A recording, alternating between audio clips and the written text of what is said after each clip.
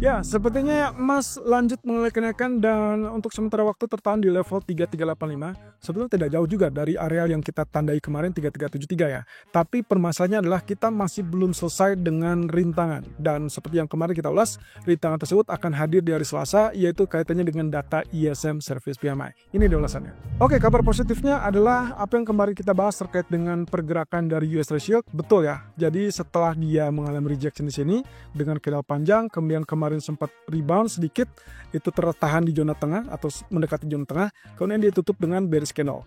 Nah, tinggal pertanyaan berikutnya adalah apakah hari ini akan terjadi rebound kaitannya dengan data ISM atau justru kembali lanjutkan penurunan. Oke, kembali mengingatkan sini berarti kita sedang berada di fase yang lebih besar lagi, karena untuk target dari head and shoulder yang basis kecil itu sudah selesai. Oke, jadi pada dasarnya kita sedang berada di titik ini ya. Kita anggap ini sudah mengalami penembusan dan kita tinggal tunggu apakah ada reaksi tambahan untuk penurunan apa tidak. Jadi pada dasarnya kalau lihat dari yang sebelumnya di area ini, berarti bearish ataupun head and shoulder-nya sudah selesai. Ya, karena targetnya sudah selesai di area I. Oke, sekarang kita tinggal tunggu yang bagian besar, tapi itu dengan catatan butuh trigger, butuh pemicu. Dan pemicunya saya rasa paling memungkinkan adalah data dari ISM nanti malam. Hanya saja, kembali mengingatkan teman-teman, kondisi ini kelihatannya agak sedikit sulit karena beberapa bulan terakhir data ISM Service itu kecenderungannya selalu lebih bagus daripada ekspektasi, sehingga selalu menekan emas dan mendorong kepada US dollar lebih kuat, kemudian juga US Treasury mengalami rebound. Tapi tidak apa-apa, secara umum kalaupun terjadi rebound, maka saya akan lebih antusias melihat ini kembali tertahan di zona tengah. Ya, jadi zona tengah ini dengan harapan bahwa dia hanya sekedar retest, kemudian karena masih banyak event yang mendukung kepada safe haven, sehingga kemungkinan US Treasury-nya akan relatif turun, dan ini berarti kita bisa harapkan terkait dengan penurunan lanjutan. Oke, berarti untuk malam nanti kalau misalkan terjadi kejutan itu akan jauh lebih bagus, berarti dia akan mendukung penurunan sehingga emas dengan mudah akan mulai kenaikan. Nah, kemudian DXY atau indeks dolarnya kita lihat di sini candlestick-nya ditutup dengan bullish ya. Ada sedikit perlawanan, kemudian dia ditutup dengan inverted hammer.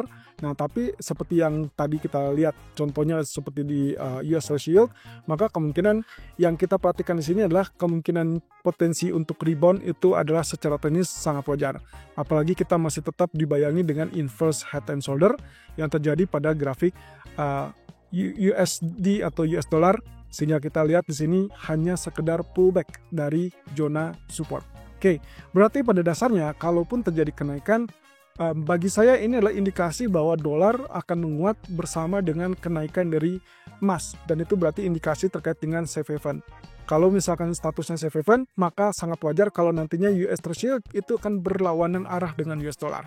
Nah, kembali lagi dengan posisi tersebut, justru kalau kita lihat dari US dollar yang relatif kuat, maka itu pula yang mengakibatkan pound sterling atau GBP USD itu kecenderungannya tertahan. Ini persis dengan dugaan kita kemarin. Kondisi ini dikarenakan juga semakin dekat dengan peluang untuk pemangkasan suku bunga BOE dari Kamis, kemudian market sudah mulai mengantisipasi sehingga kenaikan kemarin dari Jumat itu tertahan, kemudian kita lihat rejection. Ada candlestick doji di situ, sehingga kemungkinan possibility-nya yang paling besar adalah kemungkinan lanjutan dari head and shoulder. Jadi kita lihat di sini adalah sekedar pullback, kemudian dia akan lanjutkan penurunan dengan target 1.2970. Semoga saja ini terjadi atau lanjut penurunan ini sampai ke mendekati BOE meeting di hari Kamis ya.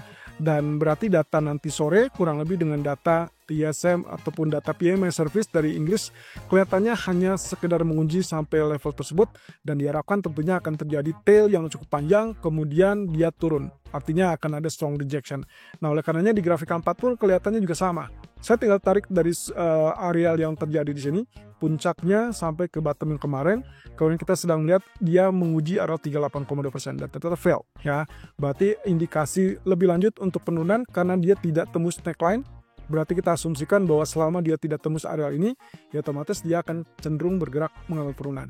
Oke, berarti sell masih tetap diperkenankan kecuali kalau misalkan nanti malam ada kejutan ya. Dolar melemah lalu kemudian dia bangkit, ya saya rasa kebangkitan dia ataupun kenaikan dia tetap akan dibatasi dengan ekspektasi penurunan suku bunga BOE di hari Kamis. Jadi kemungkinan saya tidak akan sarankan untuk switch strategi menjadi buy. Nah, kemudian untuk crude oilnya sendiri, posisinya seperti ini teman-teman. Kalau saya tarik dari garis trendline ya untuk resisten, maka saya akan dapatkan pola seperti ini kecenderungannya mirip dengan pola yang kita sebut sebagai megaphone. Megaphone ini sebetulnya wedge atau mungkin triangle, tapi bentuknya dia memanjang ataupun melebar di atas. Jadi kalau saya extend di sini, sebetulnya ini adalah triangle.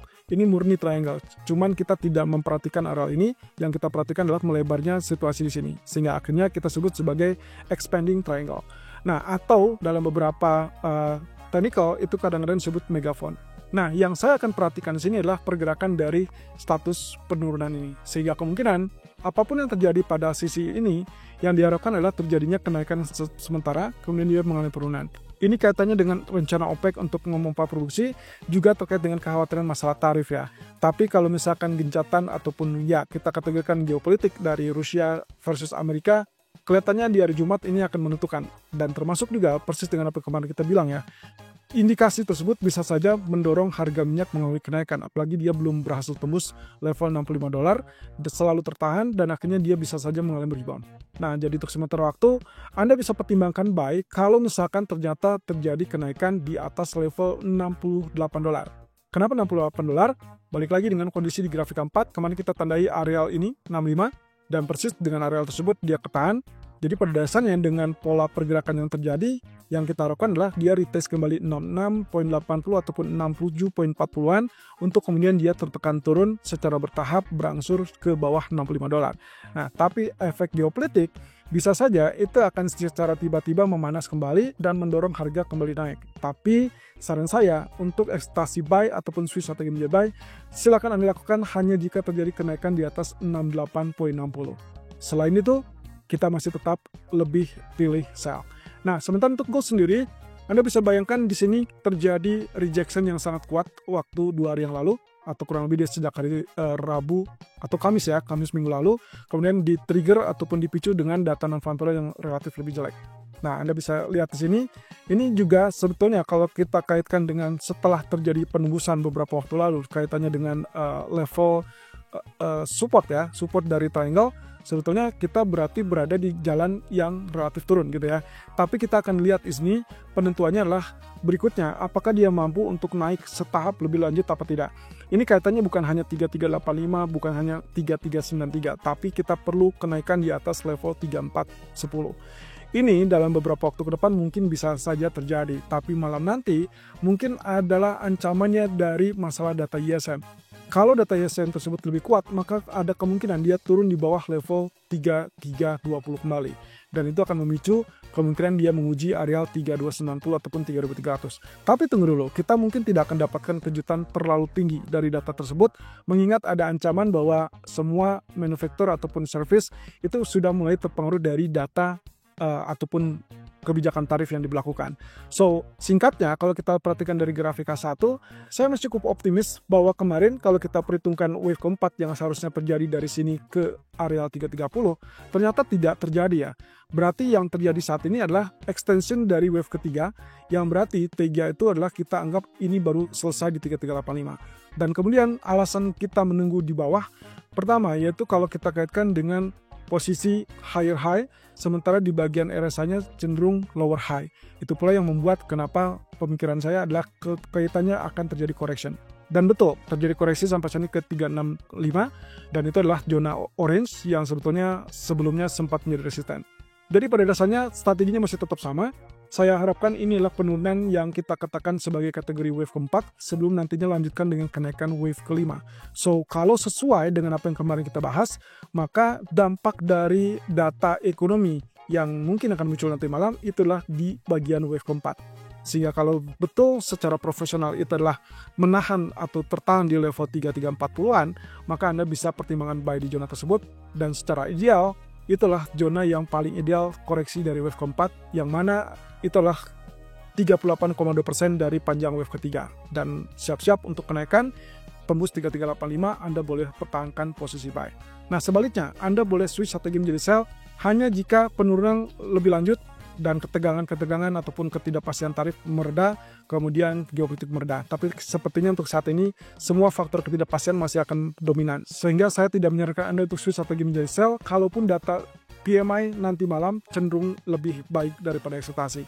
Kemungkinan kalaupun iya, maka triggernya adalah di level 3321, yaitu 61,8%. Selama tidak tembus, maka angka berapapun itulah kesempatan untuk kita kembali melirik zona buy.